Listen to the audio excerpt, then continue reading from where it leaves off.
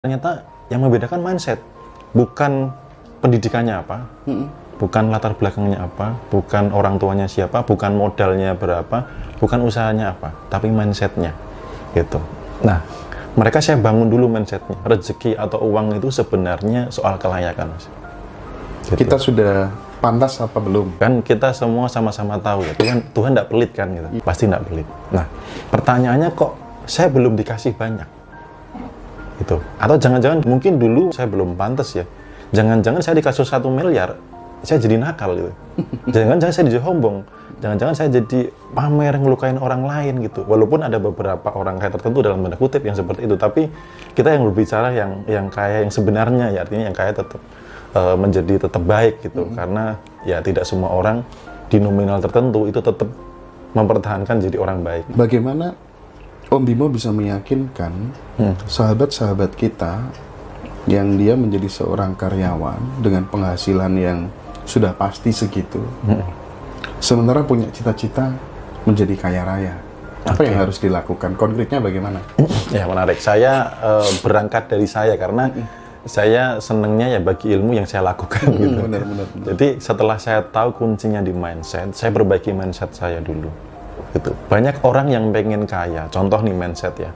Banyak orang pengen kaya, tapi mereka menjaga jarak dengan kekayaan itu. Pengen kaya, tapi menjaga jarak. Gitu. Ya, jadi contohnya gini, misalkan lihat mobil bagus, wah itu loh mobilnya orang kaya. Ada tempat nongkrong bagus, itu tempatnya nongkrong artis. Iya, itu tempat nongkrong orang kaya. Artinya apa? Kita ini tidak pantas loh gitu. Dan konflik yang membuat orang tidak berubah secara finansial itu adalah kita saat ini simpelnya ya, kita saat ini itu kan hasil dari vibrasi, hasil dari yang kita pancarkan, hasil dari prasangka masa lalu. Nah, besok akan jadi apa? Itu kan dari prasangka saat ini, karena Tuhan sesuai dengan prasangka hambanya. Nah, kalau vibrasi itu ya mirip-mirip lah sebenarnya seperti itu. Lanjut. Nah, kalau sekarang yang dipikirkan adalah, saya punya utang, nyari uang susah, nyari kerja susah. Besok mau apa? Mau jadi gimana kira-kira? Dengan rumus simpel ini tadi gitu. Nah, makanya bagaimana mereka saya bawa untuk membuat diri itu layak untuk menerima lebih. Ya, karena kan sementara kita mengajukan proposal atau minta rezeki, ada orang yang menyediakan diri. Tuhan izinkan saya menjadi kepanjangan tanganmu agar hidupku bermanfaat bagi banyak orang. Ketika minta dikasih enggak kira-kira? Yang satunya minta, saya mau pengen beli motor, saya pengen beli handphone baru, saya pengen itu. Kira-kira dari 2 permintaan mana yang di ACC duluan gitu. Itu. Jadi itu konteks untuk melayakkan diri. Nah, itu akan dites, Mas. Ada peningkatan rezeki akan dites. Apakah ketika rezeki naik, sedekahnya naik? Gitu. Contoh juga misalkan nih, kita kadang kalau di perempatan atau pertigaan yang nggak ada lampu merah kan ada yang bawa bendera atau apa itu. Nah itu kan cuma 1.000, 2.000 atau 500 pun mereka udah oke. Kita ngasih nggak sih gitu? Nah kalau segitu saja enggak, ya penilaian kelayakan ini menjadi berkurang gitu, menjadi berkurang. Itu. Nah yang terus melayakan diri, diamanahi lebih, itu pasti dikasih, asal layak dikasih. Supaya kita nggak menjaga jarak dengan kekayaan gitu. Ketemu mobil, this is my car. Betul. Gitu ya? Iya. Terus kalau misalnya kita belum terlalu punya banyak uang, tapi kita ini sudah seolah-olah sudah merasa diri kita ini sudah, sudah merasa berkecukupan.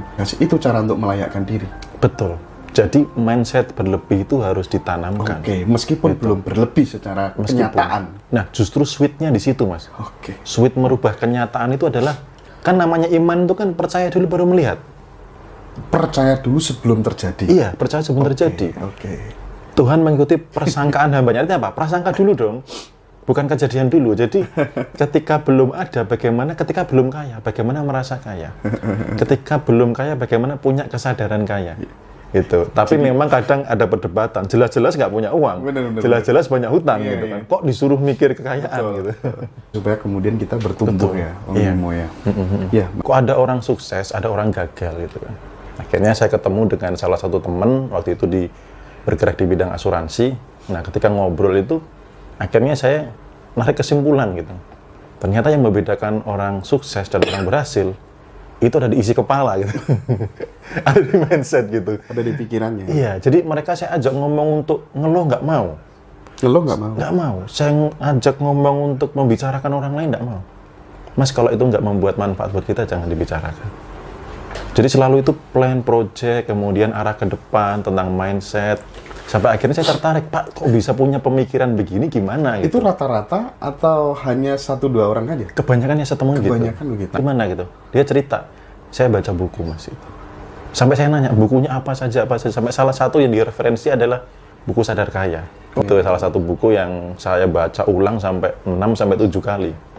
Karena setiap saya baca, itu ada insight berbeda. Saya baca, ada insight berbeda, dan itu membuat kesimpulan sederhananya, kalau mau kaya, harus punya kesadaran kaya dulu gitu. Itu buku ya, yang dibaca berulang kali ya. Kalau saya dengerin video Sadar Kaya itu lebih dari 50 kali. Dan setiap saya dengerin, selalu ada insight yang berbeda. Kalau misalnya tadi disampaikan ya, bahwa ternyata mayoritas orang sukses itu yang membedakan dengan orang gagal, dengan isi kepala, mindset, ngerasain orang nggak mau. Gitu. Jadi pikirannya selalu diarahkan ke yang positif. Betul. Dan selalu diatensikan kepada peluang-peluang, begitu kan? Betul. Bahkan justru ada beberapa orang yang levelnya sudah tinggi, saya amati ketika ada orang datang untuk menceritakan sebuah problem atau ngeluh, dia langsung menghindar. Oh, langsung hindar. Iya, dan orang-orang di level tertentu dia tahu, udah peka terhadap vibrasi orang gitu. Sehingga ya itu menjadi sebuah apa ya, kadang mau ketemu dia kok sulit, kadang kok ini kok gampang banget dan sebagainya, itu karena sudah ada vibrasi yang ngebawa gitu. Artinya termasuk aura dirinya dan lain sebagainya. Kan ada orang yang kadang kita ngeliat tuh kayak pengen lempar sendal gitu ya. Banget sih gitu. Tapi ada juga orang yang kalau datang itu ngangenin, tenang banget gitu ya. Jadi itu kan pembawaan dari vibrasi diri gitu. Nah, mereka itu juga sama, mereka peka banget. Kalau ada orang yang ruwet datang gitu, pasti bahkan ada yang nggak bisa sampai datang gitu. Jadi untuk ngeluh aja susah gitu dengan mereka gitu. Nah, berbicara tentang vibrasi diri Om Bimo, vibrasi diri itu bisa diusahakan atau kan memang sudah? Jadi vibrasi itu sudah ada. Semua orang tuh memancarkan vibrasi. Hanya saja levelnya berapa. Gitu. Peta kesadaran atau vibrasi kan ada levelnya gitu. Nah, itu semakin tinggi level kesadaran, ya kehidupannya biasanya semakin baik. Ternyata rumus kehidupan ada di situ, Mas. Gitu. Mau finansial, mau kesehatan, mau relasi. Itu rumusnya di situ. Gitu. Dibedah-bedah problem apa, orang bolak-balik ketipu, orang banyak hutang dan sebagainya. Kalau faktor penggerak fakta diubah, faktanya berubah. Nah, kadang orang fokusnya ngelihat fakta, dirubah faktanya gitu. Pengen finansialnya bagus, fokusnya di finansial, tapi faktor penggerak finansial nggak bagus ini apa? Gitu. Nah, ini ketika ini diubah, faktanya berubah. Ketika level kesadarannya naik, faktanya menjadi lebih baik.